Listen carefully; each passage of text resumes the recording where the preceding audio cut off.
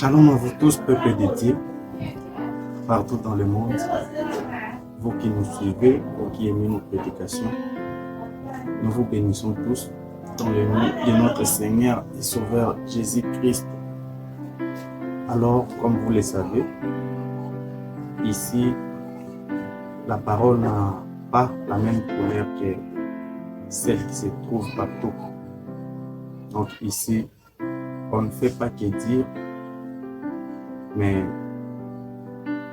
nous prouvons ce que nous disons avec les appuis bibliques et prophétiques pour montrer clairement aux enfants de Dieu ce que sont les choses, leur avertir et leur mettre au point sur des choses qui se passent, qu'ils ne comprennent pas ou qu'ils ont du mal à comprendre parce qu'ils ont été mal enseignés. C'est ce que nous faisons ici. Donc, ici, nous prenons chaque écriture comme une enquête dans laquelle nous faisons des recherches, nous nous interrogeons, nous nous enquêtons, nous confrontons les écritures pour pouvoir ressortir un verdict correct. Et lorsque ça sort, cela éclaircit les opinions et cela fait en sorte que nous puissions avoir une meilleure compréhension de la parole de Dieu. Car aujourd'hui, nous voyons beaucoup de choses arriver et si nous ne sommes pas informés des faits qui arrivent, nous serons surpris à chaque fois. Alors que les enfants de Dieu ne doivent pas être surpris par les événements qui arrivent, qui se déroulent, qui ont été déjà prédits dès le commencement. Et ils sont surpris. Pourquoi? Parce qu'ils n'ont pas su, ils ont été mal enseignés ou ils ne les savaient pas que ces événements-là devraient arriver. Et lorsqu'ils les voient arriver, ils sont surpris, ils se tracassent, ils font des histoires parce qu'ils ne les connaissaient pas. Et c'est ce que nous faisons ici.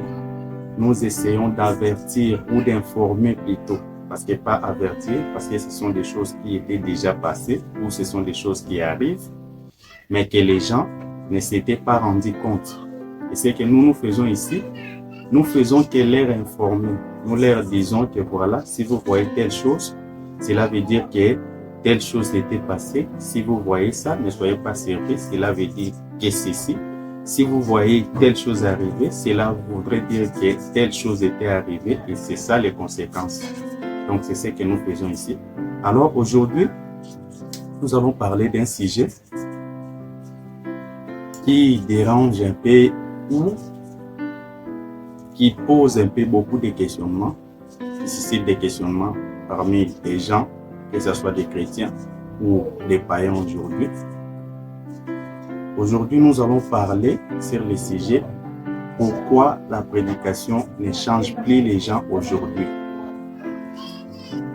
Donc, nous allons faire des analyses, bien sûr, bibliques et prophétiques. Nous allons chercher à comprendre, parce que ça choque un peu plusieurs gens aujourd'hui. C'est choquant et ça choque. Et je sais que vous l'avez déjà constaté et vous allez aussi les remarquer lorsque nous allons mettre la lumière sur cela. Vous connaissez autrefois comment les chrétiens étaient. Donc, il y avait carrément une différence entre ceux qu'on appelait chrétiens et ceux qu'on appelait des païens. Donc, ceux qui allaient à l'église, ceux qui priaient, et surtout nous, les croyants du message. Donc, auparavant, quand le message était arrivé au début, ça se sentait, ça se voyait. On n'avait même pas besoin de dire ou de montrer que tel est frère du message ou tel autre est la sœur du message. C'était juste en les voyant. Donc juste lorsqu'on voit une personne sans pouvoir lui demander sa religion, on comprenait justement que celle-ci était du message et tel autre n'était pas du message. Pourquoi? Parce qu'il y avait une vie qui impactait, il y avait une vie qui intéressait les gens.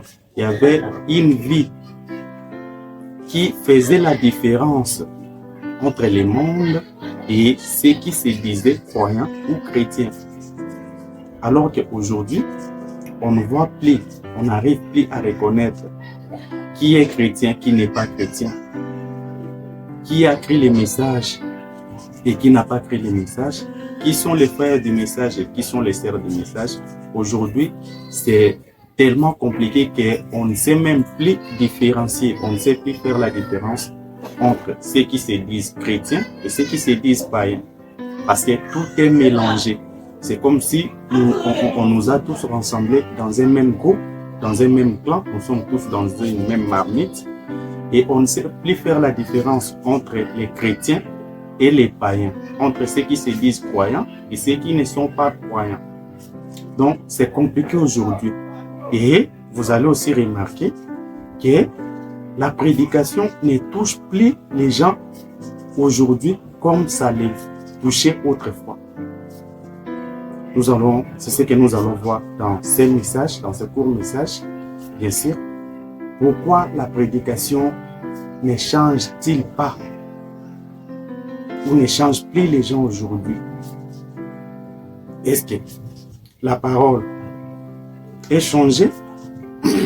Qu'est-ce qui se passe? Parce que c'est la même parole qu'on nous lisait autrefois. C'est la même Bible qu'on nous lisait autrefois. Ce sont les mêmes prédications, les mêmes citations de Frère Branham qu'on nous lisait autrefois et qui avaient de l'impact sur les gens.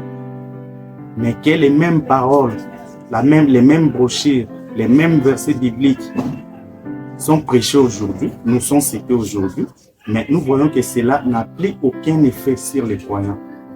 Donc, on prêche comme si on ne prêche pas. Et pire, plus on prêche, plus les gens deviennent mauvais. Alors, qu'est-ce qui se passe?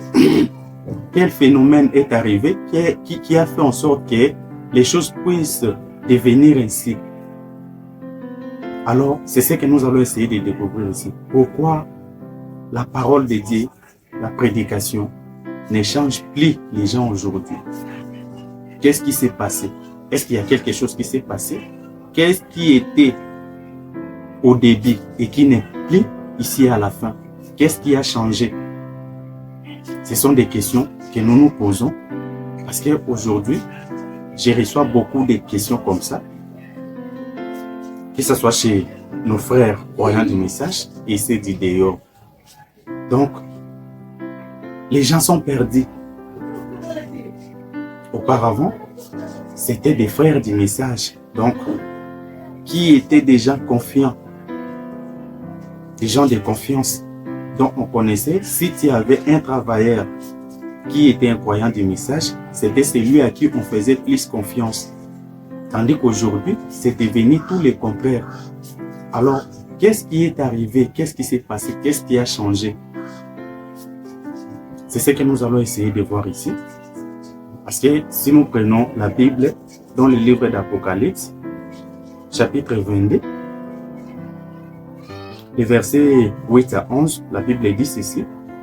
C'est moi, Jean, qui ai entendu et vu ces choses. Et quand j'y ai entendu et vu, j'ai tombé aux pieds de l'ange qui me les montrait pour l'adorer. Mais il me dit, garde-toi de le faire.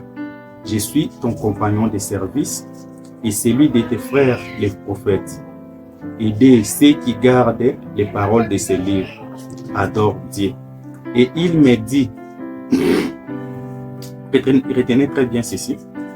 Et il me dit, ne scelle point les paroles de la prophétie et ce livre, car le temps est proche. Que celui qui est juste soit encore juste, que celui qui est souillé s'essuie encore, et que celui qui est juste pratique encore de la justice, et que celui qui est saint se sanctifie encore. Donc ici, c'est Jean le révélateur qui nous relate cette histoire. Donc ici, nous sommes au chapitre 22 de l'Apocalypse. Donc, c'est le dernier livre de la Bible et le dernier chapitre du dernier livre de la Bible. Et c'est vers la fin que Jean nous fait cette déclaration. Parce qu'auparavant, lorsque l'ange lui a montré la vision des âges de l'Église, il a voulu écrire dans Apocalypse chapitre 10, nous allons aussi le lire. Il a voulu écrire ce que les 7 tonnerres lui avaient dit. Mais lorsqu'il a voulu écrire, une voix lui a interdit de ne pas écrire. Or, ici, l'ange qui lui avait interdit de ne pas écrire là-bas, de sceller ce que les 7 tonnerres avaient dit, c'est même ange ici, dans Apocalypse chapitre 22, il lui dit de ne plus sceller les paroles de la prophétie. C'est-à-dire que ce qui était scellé là-bas, ici, on demande à Jean de les déceler, de ne pas les sceller. Alors, pourquoi on lui avait interdit là-bas et pourquoi on l'autorise ici à faire le contraire de ce qu'on lui avait interdit là-bas? Pourquoi? C'est ce mystère-là que nous voulons découvrir. Alors, restez avec nous jusqu'à la fin. Vous allez comprendre pourquoi là-bas, on lui avait interdit de ne pas écrire ce qu'il avait entendu et qu'ici, on lui dit de ne pas sceller ce qu'il a entendu et ce qu'il a vu. Pourquoi? Pourquoi? Or, ici, la même scène s'était répétée aussi dans Daniel chapitre 12, les versets 3 à 4. La Bible dit: ceux qui auront été intelligents brilleront comme la splendeur du ciel, et ceux qui auront enseigné la justice à la multitude brilleront comme les étoiles à toujours et à perpétuité. Toi, Daniel, écoutez bien. 4. Toi, Daniel, tiens secret ces paroles et scelle les livres jusqu'au temps de la fin. Plusieurs alors les liront et la connaissance augmentera. Donc, vous voyez que ici, Daniel aussi avait reçu les mêmes visions comme celles que Jean avait reçues. Et vous allez remarquer qu'ici aussi, on avait interdit à Daniel de révéler ce qu'il avait dit, mais on lui a dit de les sceller. Toi, Daniel, tiens secret ces paroles, scelle les livres jusqu'au temps de la fin. Plusieurs alors les liront et la connaissance augmentera. Donc là-bas, on a interdit à Daniel de ne pas révéler ce qu'il avait vu dans la vision. Et ici dans Apocalypse 10, chapitre 10, le verset 2, la Bible dit: il tenait dans sa main un petit livre ouvert. Il posa son pied droit sur la mer et son pied gauche sur la terre. Et il cria d'une voix forte comme rugit un lion. Quand il cria, les 7 tonnerres firent entendre leur voix.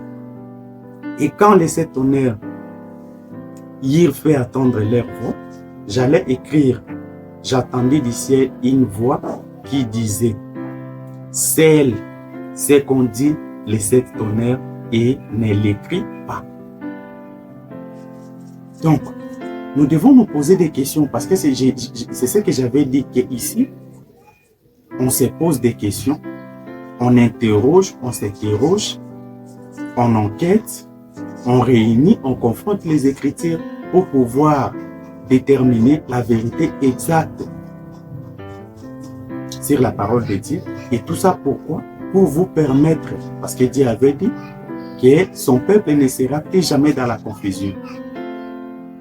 Et toute cette confusion que nous voyons aujourd'hui, Dieu ne veut plus que vous soyez dans la confusion. Voilà pourquoi nous voulons éclairer ceci à la lumière de la parole pour vous permettre à ce que vous ne soyez plus dans la confusion. Pourquoi? Lorsque Daniel a vu la vision, il a voulu écrire, on lui a interdit de ne pas écrire ce qu'il avait entendu et ce qu'il avait vu dans la vision. Jean le révélateur dans Apocalypse chapitre 10, il voit les mêmes visions, il attend les tonnerres comblés, il a entendu ce que les tonnerres avaient dit. Mais lorsqu'il a voulu écrire, là, on lui interdit de ne pas écrire ce qu'il avait entendu. C'est ce qu'on dit les 7 tonnerres, il ne l'écrit pas. Donc, Daniel, on lui a recommandé de sceller ce qu'il avait vu et qu'il ne l'écrit pas. Et Daniel et Jean, dans le 10e chapitre de l'Apocalypse, il entend, il voit les mêmes visions et on lui interdit encore de ne pas l'écrire, de ne pas les révéler et qu'il puisse les sceller. Mais arrivé dans Apocalypse chapitre 22, les mêmes anges, la même voix qui lui avait dit de ne pas écrire, de sceller, la même voix lui dit de ne plus sceller. Parce que si vous remarquez dans Daniel, on a dit que scelle ces livres jusqu'au temps de la fin. Alors, plusieurs les liront et la connaissance augmentera. C'est que ce qui avait été scellé là-bas devait être révélé ou être décelé au temps de la fin. Et Jean, quand il a entendu les sept tonnerres gronder, il a voulu écrire. On lui a dit de ne pas écrire, mais de sceller. Mais dans Apocalypse chapitre 22, on lui dit de ne plus sceller ce qu'il avait entendu et ce qu'il a vu. Parce que le temps était arrivé à la fin. Là-bas, on avait dit à Daniel de sceller pour que cela puisse être révélé au temps de la fin. Et ici au chapitre 10, le temps n'était pas encore arrivé. Voilà pourquoi on a dit encore, on a redit à Jean de les sceller encore. Mais lorsque nous sommes arrivés à la fin du temps, au temps de la fin du chapitre Apocalypse chapitre 22, on dit à Jean, ne scelle point ces paroles. Ne scelle point ces paroles. Car le temps est arrivé à la fin.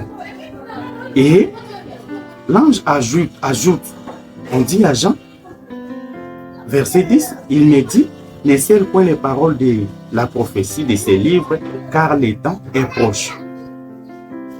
Et au chapitre, au verset 11, on dit que celui qui est juste soit encore juste, et celui qui est souillé s'essuie encore. Et que celui qui est juste pratique encore la justice, et que celui qui est saint se sanctifie encore. Donc, nous allons comprendre par rapport à une histoire de la Bible. Je crois que c'est dans Matthieu chapitre 13.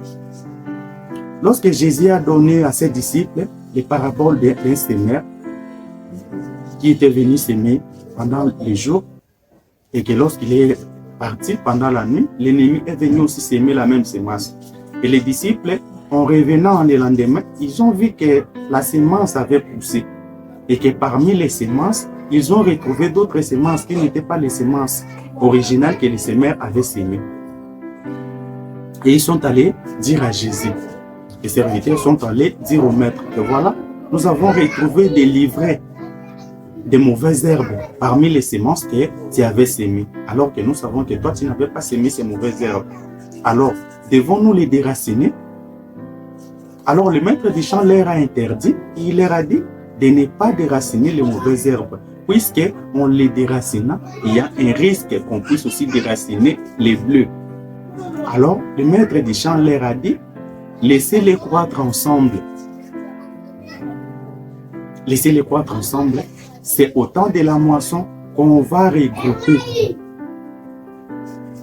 Les blés sera recueilli dans les greniers et l'ivraie sera ensemblé et il sera mis au feu. Il sera brûlé. Or, ces temps-là, c'est le temps auquel nous vivons aujourd'hui. Voilà pourquoi l'ange dit à Jean que celui qui est souillé s'essuie encore, que celui qui est juste pratique encore la justice et que celui qui est saint se sanctifie encore. Donc aujourd'hui, c'est le temps de la manifestation. Aujourd'hui, c'est le temps de la manifestation. Donc si on a dit à Jean de ne pas sceller, c'est parce que nous étions arrivés au temps de la fin où chaque semence devait se montrer sous son vrai jour. Si tu étais livré, à la fin, au temps de la moisson, on reconnaîtra que tu étais livré. Si tu étais aussi les blés, on reconnaîtra que tu es les blés. Et chacun doit répondre selon ce qu'il était. Voilà pourquoi on a interdit à Jean de ne pas sceller ces paroles de la prophétie parce que le temps de son accomplissement était arrivé. Alors, pourquoi la prédication ou la parole ne change plus les gens aujourd'hui? Frère Branham, il va nous dire les pourquoi.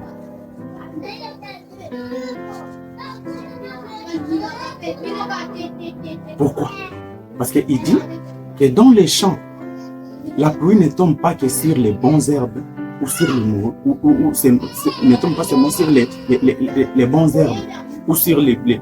Mais lorsque la pluie tombe directement sur les bonnes herbes et les mauvaises herbes. Donc tous les deux reçoivent la pluie et tous les deux se réjouissent de la pluie. De même que quand le soleil brille, il ne brille pas que sur des bonnes semences, il brille sur les bonnes semences et sur les mauvaises semences aussi. Donc tous les deux participent à la bénédiction de Dieu. Voilà pourquoi Frère Branham dit que même les mauvaises herbes aussi peuvent prophétiser. Parce qu'ils se réjouissent et ils se jouissent de la même pluie et du même soleil. Mais c'est à la fin qu'on va reconnaître de quelle semence était-il. Était-il les bleus ou était-il les... Que quand nous sommes arrivés au temps de la fin, c'est le temps de la manifestation. Où chaque semence devait se manifester sous son vrai jour. Et que chacun devait manifester ce qu'il était au commencement. C'est même la raison pour laquelle, dans Apocalypse chapitre 22, on a dit à Jean de ne plus cirer parce que c'était le temps de la manifestation. Nous étions arrivés au temps de la fin. Alors, comme je l'avais dit, qu'un conducteur d'une voiture ou d'un véhicule doit connaître les signaux qui se trouvent sur son tableau de bord pour ne pas avoir le risque de connaître l'accident auquel il était prévenu. Alors, le temps où nous vivons, ce n'est plus le temps où les gens doivent s'étonner, les gens doivent présumer sur des choses. C'est le temps auquel nous devons connaître les choses avec précision pour ne pas être induits dans l'erreur. Alors ici, dans la prédication, reconnaître votre jour et son message, prêcher le 26 juillet 1964, au paragraphe 25, Branham dit: nous abordons aujourd'hui une leçon de l'école du dimanche. Je veux que vous preniez conscience et que vous reconnaissiez les temps où nous vivons. Le temps est presque écoulé pour nous, comme vous le voyez. Et alors, par là, vous devriez reconnaître avec précision l'heure et les temps et les signes et les messages que vous devez recevoir. Donc, aujourd'hui, mes frères, nous devons connaître avec précision, comme Frère Branham le stipule, nous devons connaître avec précision l'heure, les temps et les signes et les messages que vous devez recevoir. Parce que comme nous l'avions dit, tu peux voir peut-être quelque chose clignoter sur ton écran ou sur ton tableau de bord. Peut-être ça t'avertissait que ça signifiait que le carburant va à sec. Et si tu ne le connaissais pas, si tu n'étais pas informé, tu ne t'es pas rendu compte, tu vas voir que tu vas faire la panne sèche. Et là, tu serais étonné, mais comment j'ai pu faire la panne sèche sans que je sois averti? Non, le tableau de bord t'avait averti. Mais comme tu ne connaissais pas avec précision ce que cela signifiait, voilà pourquoi tu es induit en erreur.